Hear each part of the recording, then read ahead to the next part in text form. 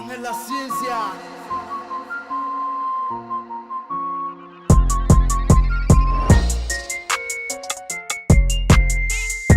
Alright.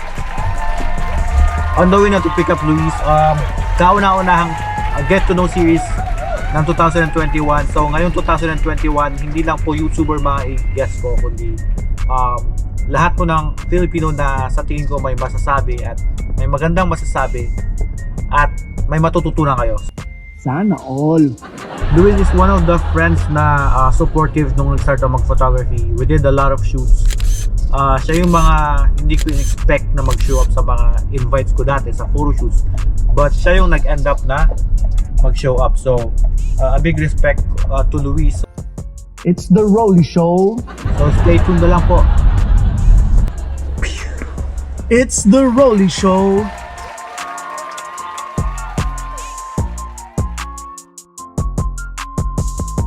So yung journey mo as a barber, Tol, paano ka nagsimula ganun? Journey as a barber. Actually, nagsimula yan. My inspiration was nung kakadating ko lang dito sa Toronto. Basically, alam mo yun, pag dumating ka sa bagong lugar, parang gusto mong mag-adjust doon, mapabilang, you know. You wanna look like you're part of the environment type of thing. Right. Parang nakikiuso ba? Right. So, I had long hair. So, dinala ako nung uncle ko na he's black, right? So, ang uso nun is like fades and stuff like that. Pinunta niya ako, nagustuhan ko, but you know, when I was young, I was very observant at saka more on hands-on ako na person. Right. So, nung nakita ko, I was like, parang madali lang gawin, you know? That's when I was like, you know, started to pay attention. Kasi there's certain looks na gusto kong gawin for my hairstyle. But some barbers, they can't pull it off, or maybe it's a communication barrier at that time kasi hindi pa ako masyado nagsasalita ng English, right? So, sabi ko, you know, let me try and do it. Ikaw talaga lagi? Ikaw mo ganun? Or? Yeah, so hindi naman ginupit ako yung sarili ko. I actually started with my friends. So a couple of my friends, lahat kami nag-start magupit kasi somebody gave us like, you know, a pair of clippers that's not even good. But anyways, nag-start ako mag-invest for better tools for myself kahit na hindi pa ako nag-charge. Right. And then I started cutting my friends here. And because of basketball, nalaman din ng ibang tao na, oh, naggugupit ka pala. Like, I never really told anybody. Right. So I started cutting at home until such a point na halos, like, friends of my friends started coming. Right. And then other schools and other Filipinos, like, from different areas, they started coming to my place and started getting a haircut from me. So basically, yeah, that's how it started. So yung nasa point na kayo na parang you co-own a branch or you know, something like that. I'm a starter YouTuber. I'm not that big yet. I'm on my way there though. Rolly Show. Search it up. It's the Rolly Show. It's the Rolly Show. Ganyan po talaga mga temus, you know, madami nagtatanong. Gaano ka-importante yung pag-own ng sariling business? Sa atin kasi, like, you know, with the Filipinos, we are trained to do our best, and then after that, work for somebody else. Right. Right? Yung kaya sa akin is like, we never had the mentality na do your best and then start your own business or ownership. Right. Hindi sa atin, sa community natin, hindi tinuturo yan. Because we're always told to work hard, but nobody is telling us to work hard for yourself. Right. We're always working hard for other people, hoping that they would appreciate what we're doing. Right. And when they do that, they'll give us something monetary in return. Right. Instead na, kapag ikaw yung business owner, the more you work harder, the more benefits you could give yourself. Right. At saka, instant kagad yung gratification kasi you're putting your 100% or 110% to your business. So, yung investment mo, hindi sa business ng ibang tao or sa company ng ibang tao, right? Kung hindi sa company mo mismo, right? So, the more you do for your company, the bigger your company will grow. So, this is the best thing na sasabihin talaga na invest in yourself by investing in your own business. Hindi yung investing yourself by investing in other people's business. Kasi when you invest your effort, your money to other businesses, you're actually helping them win. You're trying to make their businesses, their dreams go further. So, kung iisipin mo, like, you know, a lot of people are doing stocks, forex, and whatnot right now. Yung sa stocks, I don't really know how it works 100%. Pero, you know how Apple has stocks? Right. Tesla has stocks. So, maraming tao na nag-i-invest para sa company nila, right? They're getting some money, but have you ever thought for yourself na, what if you're the actual CEO of that business? So then you have other people supporting your business. Exactly. Right? By giving them, kumbaga maliit lang yung percentage na nakukuha mo from your investment in comparison na ikaw na actual business owner like Jeff Bezos and all these guys, Elon Musk from Tesla. All these guys invested in their own companies. You guys gotta remember that they're not really investing in other people's company unless they have stock money, right? Pag sinabi mo na it's in the word itself, stock, that means it's reserved, right? So, you as a person, kung nag-i-invest ka ng pera mo to stocks and you're putting almost all your money into that, there's no guarantee na you're gonna win, right? But having your own business, if you invest 100% of whatever you have, it's actually up to you. If you do the hard work and you put in the work, then either you win or not, right? But at the end of the day, ikaw yung responsible para sa sarili mo. But because it's your business, you're gonna do 100% every single time para, you know, you become successful. So I think for me, if you know, if you're asking me, if you're making me choose between having your own business or putting money in stocks, me personally, I would say start your own business.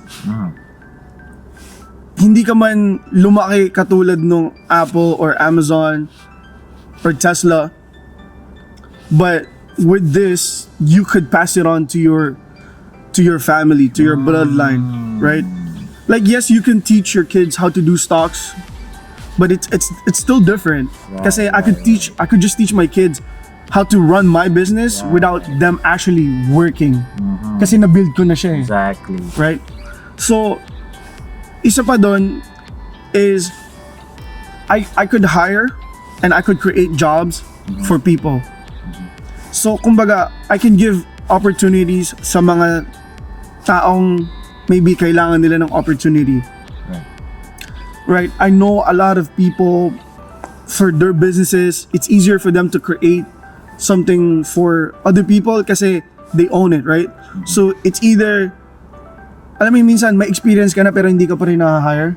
It's because you don't know somebody, right? So, that somebody becomes you now because you're the business owner. So, kumbaga, kung ikaw, Rolly, lumapit ka sa akin, oh, Lou, gusto kong matuto maggupit.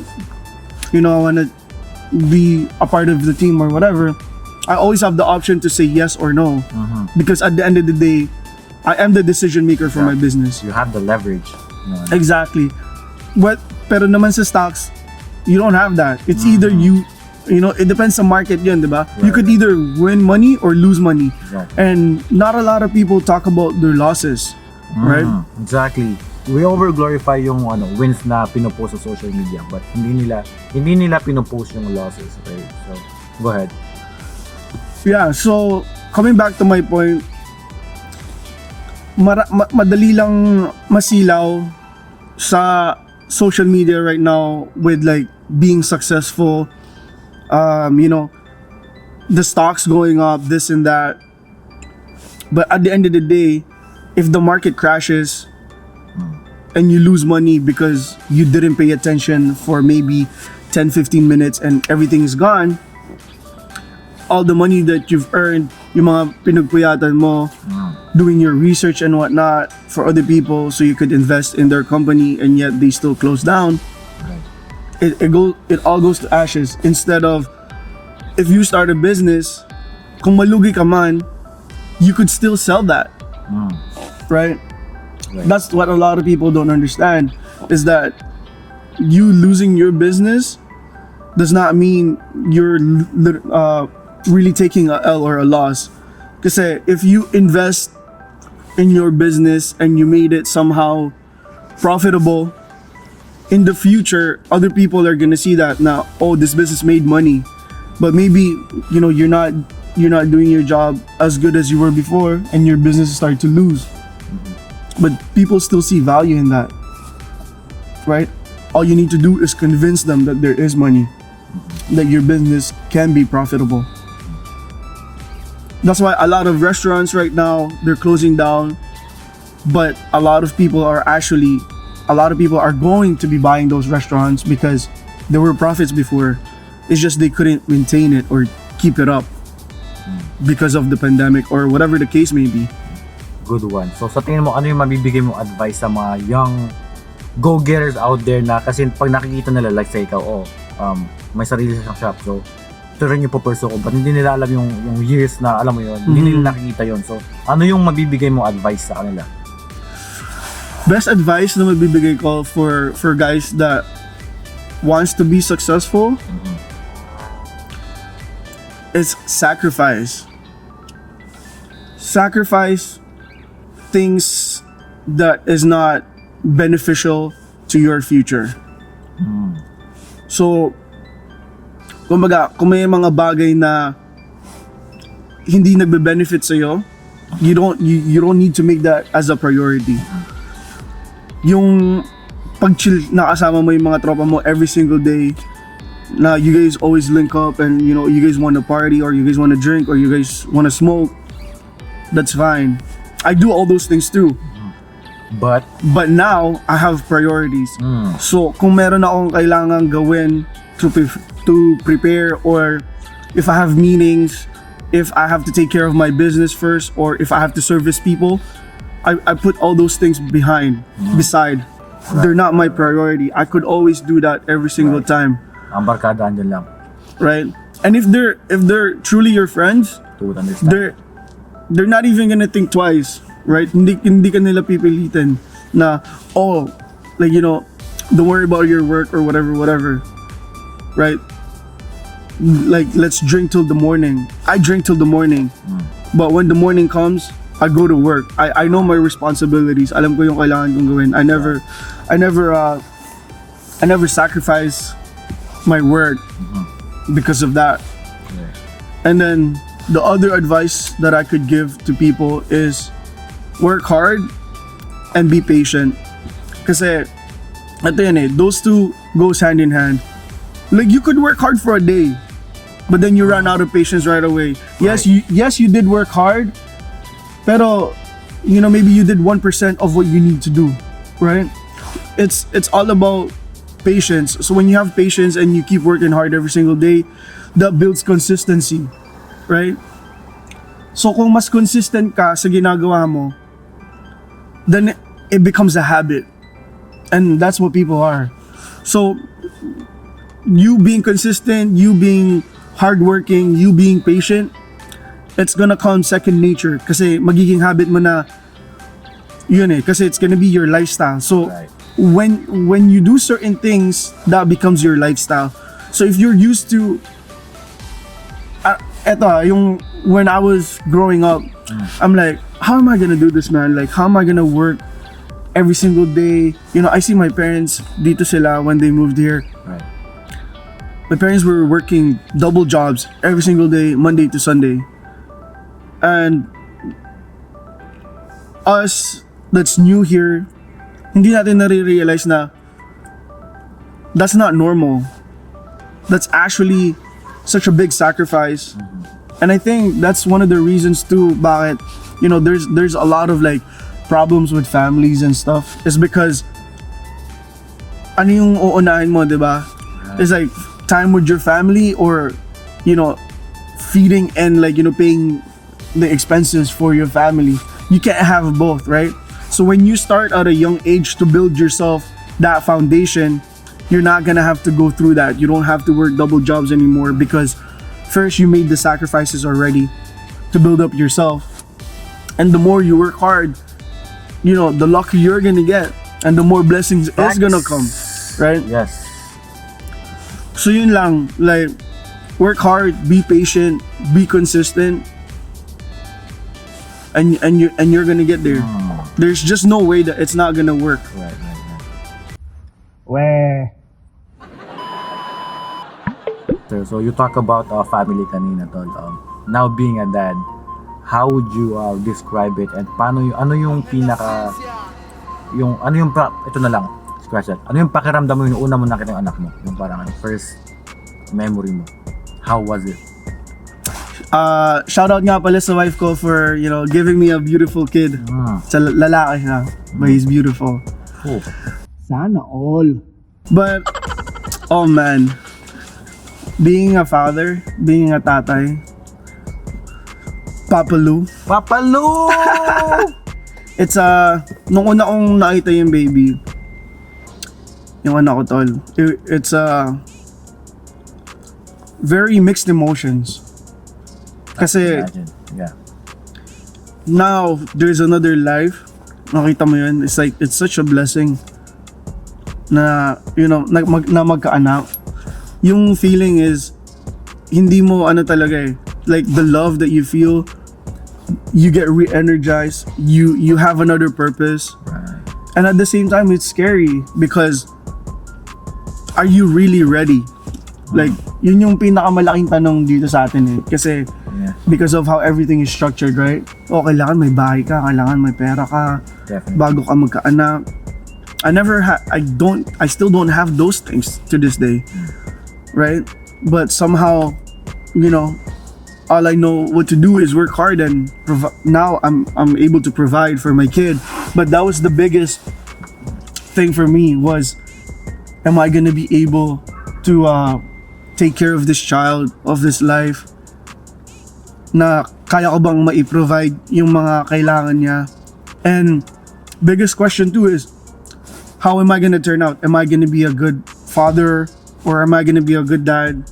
Or am I gonna be a good role model for this kid? Yun yung mga ano eh, yun yung mga nasa sa isip ko nun eh. You know what I mean? But then what I realized is, it's day by day, right? Sometimes there are days na mas kailangan ka nilang ganito, some days mas kailangan ka nilang maging ganon.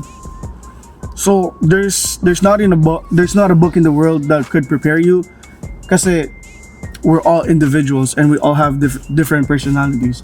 So I did read some books to kind of like, you know, have a general idea. Pero I read maybe the first 10 pages and then I stopped reading. You know what I mean? Yeah. Kasi yung parental instinct mo, I think it kicks in as soon as you have a child. Exactly.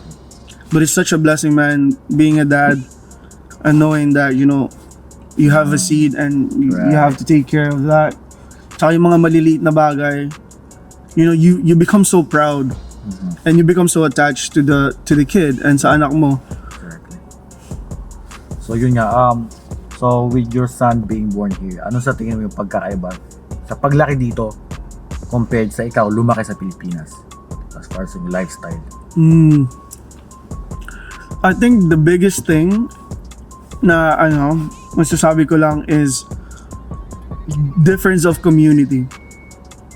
Right? Because in the Philippines, everybody knows each other, right? And everybody is there for each other. Right.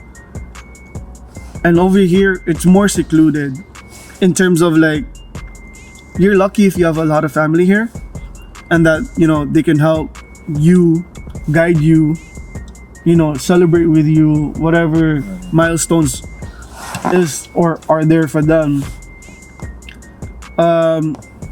But other than that, I think it's gonna be pretty much the same kung saan man siya lumaki kasi your kid takes from your environment, right? So kung paano mo palakihin yung isang tao, doesn't matter where they are, he's not gonna be a better person kung pinanganak siya sa Pilipinas or kung pinanganak siya dito. It depends on kung paano mo siya palakihin, right? Because, you know, here in Canada, madami ng legal na bagay na hindi pa acceptable sa Pilipinas. True. Right? But me, being as a barber, I've seen so many successful business people na they're smoking weed. Right? Whereas in the Philippines, if you do that, you're criminalized already. Right. You're viewed as that Right. negative person, yeah. So I think there's more opportunities here. But in the Philippines, I think it is, sa akin, how I see it is, less is more in the Philippines. The less you have, the more you appreciate things. Right? And ganun din ako lumaki kasi lumaki ako sa probinsya, sa Tarlac. And you know, I enjoyed the little things because we didn't have a lot. Exactly. I mean, I think yun yung parang something in common natin na lumaki sa Pilipinas. Parang, we appreciate things, we're grateful for things na dito, they take for granted, di ba? Especially Exactly. fresh air, fresh water, yung mga ganung bagay. Mga kalsada, yung mga ganun, alam mo yun, now mas grateful tayo. I think yun yung, kaya ako tinatanong to is because like, people who grew up here, hindi sa pag-judge ko, it's not their fault. Ganito lang, may mas better tayong understanding sa buhay. Nauna kasi lumaki tayo doon tapos ngayon nakatira tayo dito. Naman, we have the both perspective on how lifestyle is on both countries. Yeah, ganun na nga. Yung concept na less is more. Diba? The less you have, the more you appreciate. And the more you have, the less you appreciate. Kasi, kung ito sa akin, kasi I spend half of my life here na dito sa Canada, right? So I know a little bit of, you know, how people and how they think with a lot of things. Dito sa Canada, bagong labas na iPhone, every single year, halos lahat nag-upgrade. And I'm guilty of that. You know, I have the new iPhone every single time. Pero sa Pilipinas, kapag naka-iPhone ka, it doesn't matter what iPhone, parang, ang ano mo na, di ba? Right. Like, you're so cool already, di ba? Dito, kapag naka-jacket ka ng Canada Goose or whatever, maybe it's not enough to just have one. Like, with shoes, dati, binibilin lang ako ng sapatos kapag birthday ko. So, I get one shoes every single year. Now, it's like, I have 4 different shoes of the same style but different colors.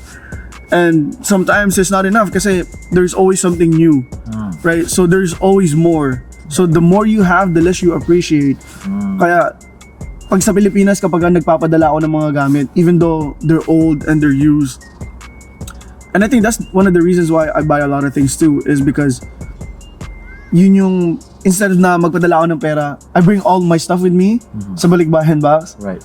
Tapos babalik na lang ako dito sa Canada, naka t-shirt, Empty. shorts, tapos naka sapatos ng isa.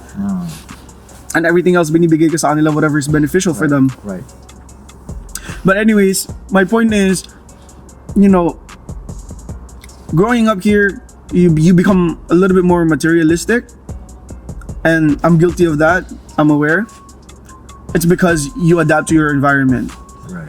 Pero I still know my roots na kapag binalik mo ako sa Pilipinas, it doesn't matter what I'm wearing. Right? Kasi yung set ng priorities doon is different. Like, instead of buying this, you're just gonna take care of your family. Type of thing, you know? Moving on. Whew. Sobra pong napakalalim ng mga usapan natin yan. Let's go easy with the audience right now. Let's go talk basketball. So, kung nakita nyo sa intro, yung po mga highlights niya. Highlights pa lang yun. So, right now, we're gonna talk into details. So, first question, sino yung mga top players mo currently in the NBA right now? I have to put up KD up there. Tapos, si Anthony Davis. LeBron. Chris Paul. And then yung panglima, it's half and half. It's Sige, like, you know, gawin na nating 6 para may wild card. May 6 months. Okay, para hindi ka magpili. sa akin si Luka, Mhm. and then I have Curry, Steph. Hindi mo kailangang iwanan. That's interesting. So, sa tingin mo ba, ano yung criteria mo? What makes a good basketball player para sa'yo? Para sa akin Kasi, is Kasi 'di ba, ngayong generation, napaka-celebrated yung offense, 'di ba? Shoot from the deep, alam mo yun, yung napaka-offensive oriented ng game ngayon. For you, what is a good, ano yung ideal na basketball player for you? knowing your role. Kung ano yung kailangan sa'yo. Yun yung pinaka sa akin eh. Sa gameplay, you could be the best scorer in the game, pero kung hindi yun yung kailangan ng team mo, it doesn't matter if you scored 60 points. Last night, Bradley Beal scored 60 points, highest for Washington Wizards, right? Talo sila. Doesn't matter. Diba? You could score 100 points and not win the championship. It doesn't matter. But knowing your role, what to do, and help your team and your teammates to be in a better position to win, yun yung hinahanap ko na doon ako bumibilib sa mga player na yun. Interesting. What do you think of Kyle Lowry? I'm a big fan of him. And he's being criticized for like all his career. Pero para sa akin siya yung perfect teammate. Ano yung opinion mo before I sabihin ko opinion? Kyle Lowry for me, he's a very good player. I'm not a big Raptors fan. I'm gonna admit. I'm a Kobe fan, and LA.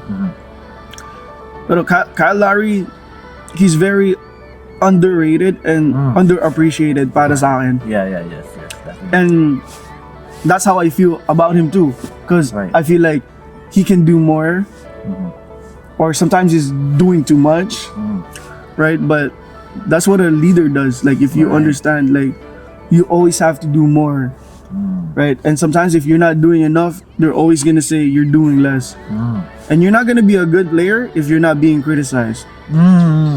That's a good one. That hits me kasi that's true.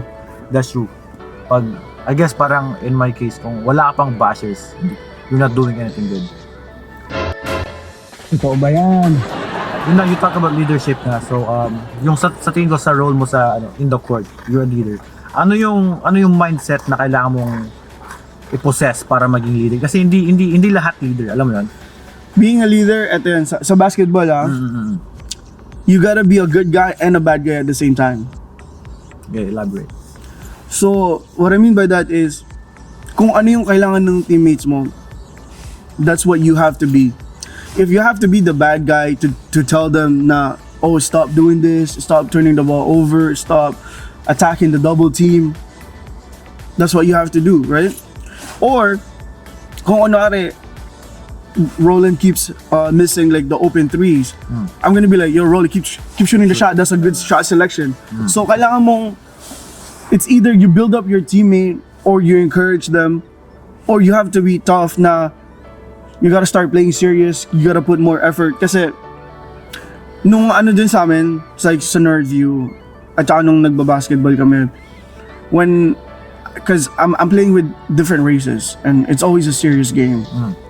But when what I realize is when I play with Filipinos and walang pusta ganun, they don't play serious, right? So the level of greatness that you can achieve is only up to the competition that you're playing against. So hindi ka gagaling kung hindi rin nila ginagalingan yung laro. Kumbaga iron sharpens iron. So para sa akin is I try to instill that to the other players that I'm playing with, to play serious, right? Because that's the only way that I was gonna get better, because I always play against them.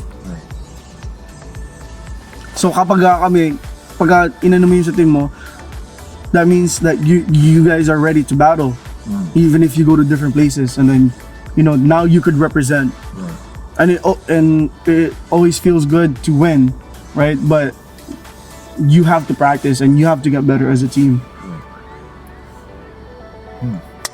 good answer. So, basketball talks. Ito naman. Ano yung sa tingin mo yung magiging trend in the future? Kasi ito rin yung ask you this. Kasi sa akin, I think it's gonna be more taller players. It's gonna be more all-around players. Na yung parang wala na yung traditional point guard na mag-dribble, papasa na. I think it's gonna be more scoring guards, scoring forwards, mga tall center that will shoot threes, center that has handles. Sa tingin mo, do we have the same perspective when it comes to like future? Yes, I think so too. Na sa akin naman, it's not about having taller players kasi nobody's really taller now. Like walang 8-footer na naglalaro or whatever. But there's gonna be more skilled and creative players all the way across the board. It's gonna be very untraditional yung paglalaro. It's gonna be like Filipino style pero mas matatangkad. You know how when we play we're all the same size but almost everybody can do everything. Right. It's just knowing your role and who's better at what position. So ngayon sa akin is from 1 to 5 you should be able to do everything. And to be honest, that was the most basic fundamentals for a basketball player. Kasi before, ganito ka lang katangkad, we're gonna train you for this and that. Yeah. Or, malaki ka lang, so you're just supposed to stay here. But it's more beneficial for all your teammates if everybody could do the same thing. Because then now, you could run and exploit every single thing. Right. That's why, in my game, like I could play post. Right? Kung nagplay ng, kung kunwari, nagman to man yung mga kalaban nyo, and I have the size advantage, or I have the advantage because I could post up against a PG, then now you could rotate things. Right. I could have Anthony Davis passing me the ball down low, and he could be shooting the three. Right. Because of the flexibility. Exactly. Kasi I think sa Europe ganun man, like from the early age they were trained as a basketball player. Now hindi. Yeah, not a specific position. Yeah, right.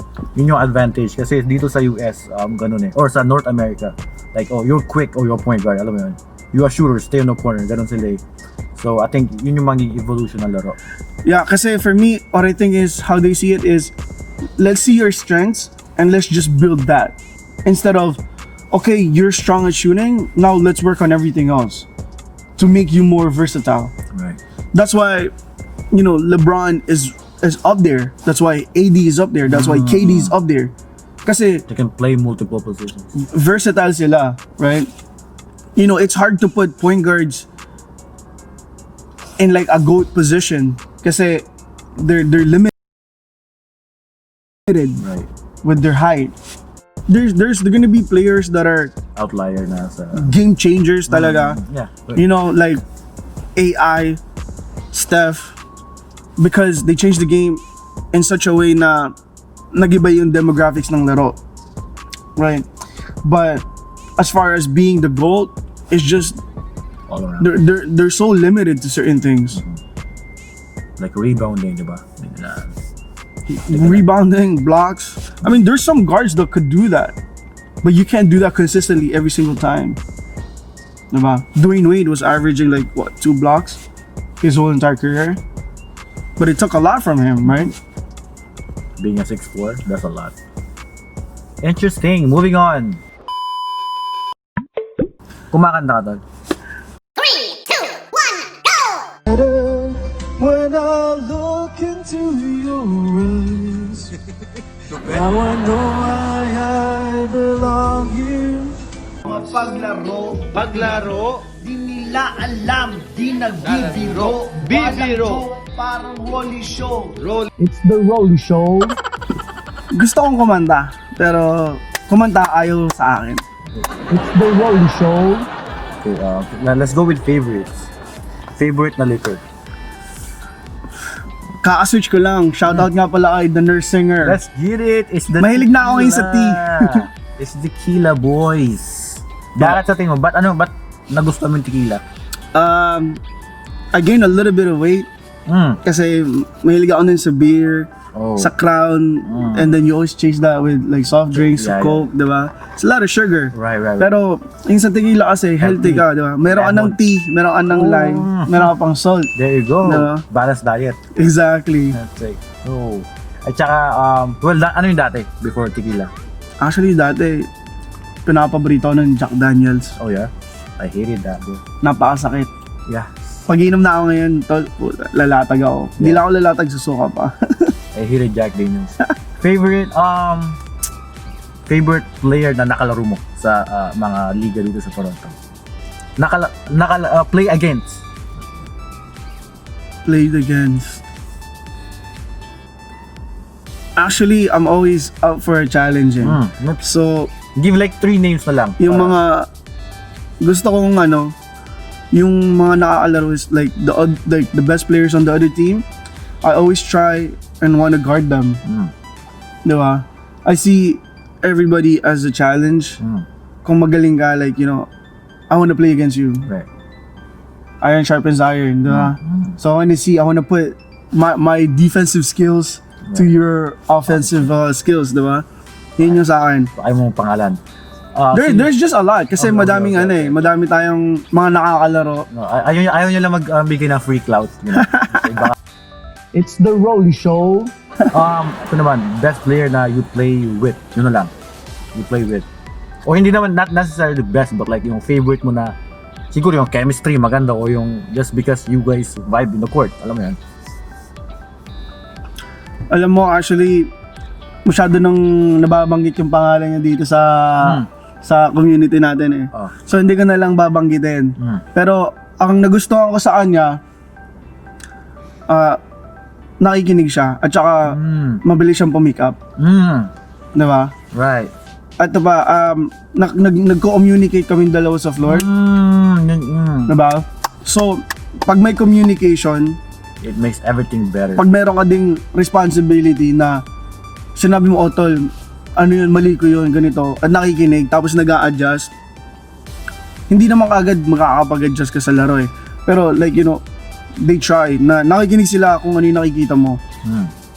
And they're open to criticism. Yun yung pinaka-gusto ko. So, yung mga player na ganon, yun yung mga gusto kong kasama. No free clouds. No free clout, but I think I have an idea. Yes. Ito naman, best moment mo sa liga. Pag kinikwento ko kasi ito, walang naniniwala tol . Okay, alright. Pero Kaya ito yung perfect, merong isang liga nun, yung medyo fit pa ako na naglalaro pa ako nun. I dropped, I think 55 points. Tapos I made 16 3-pointers in a game. Siya yung mga 2-day, 3-day tournaments. Oh, I see. So isa siya sa mga naalala ko, pero there's another one na pa-champion ko, yung team ko before, which is NYPAA. And I dropped 22, pero pinasok lang ako ng second half. Tapos I was supposed to win MVP, but I missed one game. So binigay na lang nila sa akin yung best small forward for that season. Naalala ko yung natalo ka ng shoot and run, and the next year bumawi kayo. Nanalo kayo. Oh, I remember that. Ano yung nasa isip mo nun nung natalo kayo? Actually, I remember most of my I remember most of my games. Pero nung natalo kami, it was our fault. Kasi we probably played worse than we should have. At saka hindi kami nakapag-adjust. Pero knowing that going forward, you adjust, you make adjustments. Tapos you learn from your mistakes. Right. And you just, not every single game you're gonna win. There's gonna be like nobody's perfect, right? But it's all about learning from that and moving forward, and then not making the same mistakes. So the year after, it's like, okay, natalo kami, okay lang, next year it's another year. You know, we're just gonna try our best to play a little bit more consistent, and that's like the same mentality every single year.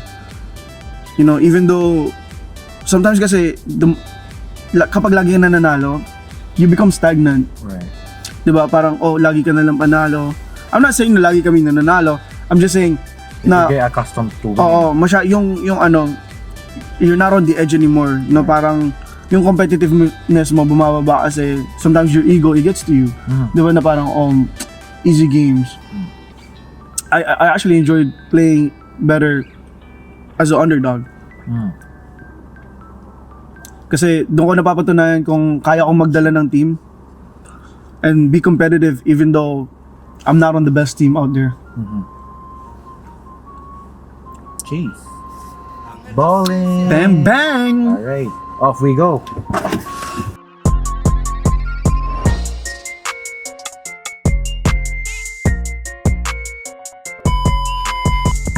Before na naging full-time yung barber, ano yung mga side jobs mo na experience mo?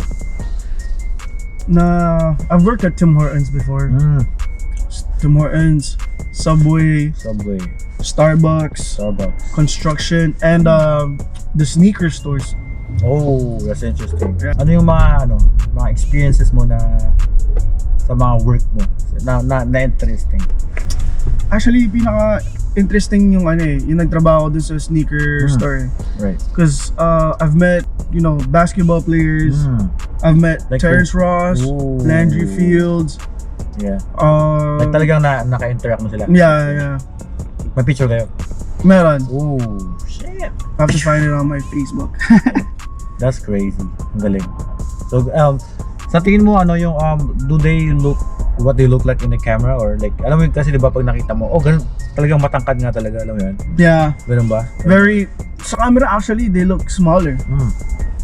Pero kapag nakita mo sila in person, that's when you realize na, ang laki pala talaga nito. Right. No, because like when you see them, they yung sila magkakatabi, like NBA players, alam mo, relative to each other na they look normal, diba? Right.